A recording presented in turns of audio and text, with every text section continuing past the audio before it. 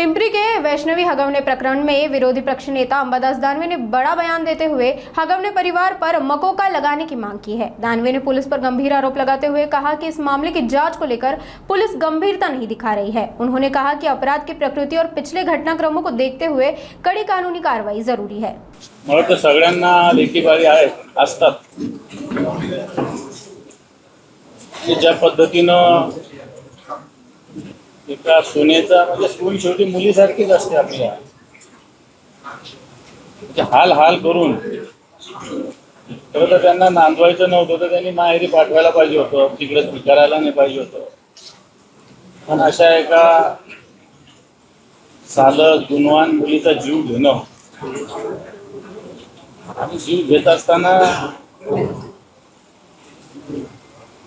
ज्या पद्धतीनं वर्ष 2 वर्षामध्ये या मुलीचा छळ केला, अतिशय लाजिरवाणं आहे, हृदयद्रावक, हृदयाला असं पिळवटून टाकणारं कृत्य ते झालेलं. कारण जे ते आपली मुलगी आहे तिच्या अंगावरचे वळ जर बघितले 34 खुणा आहे तिच्या, 34 ठिकाणी वळ आहे आणि हा केलेला खून आहे, हा मर्डर आहे. हा पोलीस कोणी काही म्हणत असेल तर सगळ्यात झूट वाटत आहे. संपूर्णपणे या हगवणी कुटुंबियांनी आणि त्यांचे ते कोण चव्हाण बिव्हाण या सगळ्यांनी मिळून केलेला हा खून आहे. कारण त्याच्या आधी सुद्धा त्यांच्या धमक्या आलेल्या आहे, वेगवेगळ्या गोष्टी आलेल्या आहेत आणि त्याच्यामुळं मला असं वाटतं हा पूर्णपणे खून हे संघटित पद्धतीनं केलेला खून, एका व्यक्तीनं, सासऱ्यांनी किंवा नवऱ्यानी किंवा नंदीने सगळ्यांनी मिळून केला. तर अशा लोकांना सगळ्यात आधी मोका लावला पाहिजे.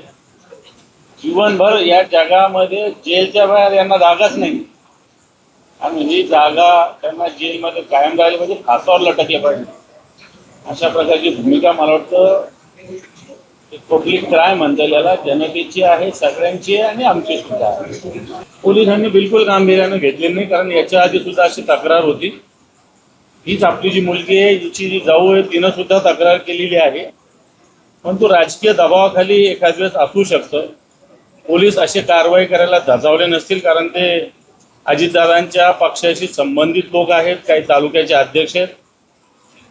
एक राजेंद्र चव्हाण नावाचा व्यक्ती बाळ घ्यायला गेलेलं,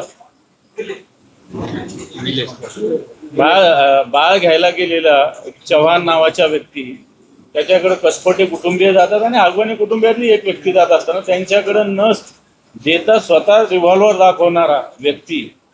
आता हे सगळं जर बघितलं तर ह्या सगळ्या लोकांना या मुलीचा मर्डरच करायचा होता, खूनच करायचा होता, हे स्पष्ट होतं.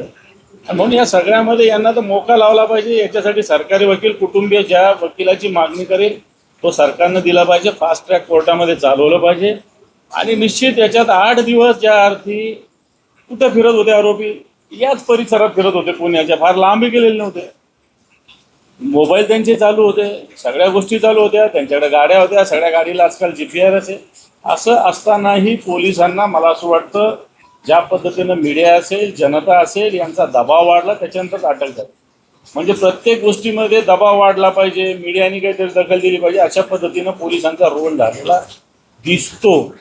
आणि निश्चित पोलिसांनी याच्यात काही जर मला असं वाटतं तपासात कुठे बारकावे जरी सोडले तर आम्हाला इथे येते, आम्ही सुद्धा याच्यात लिगल बाजू या कुटुंबियाची घेऊ आणि या हगवणे कुटुंबियाला फासावर लटकवण्याच्या भूमिकेत आमचा सुद्धा हातभार.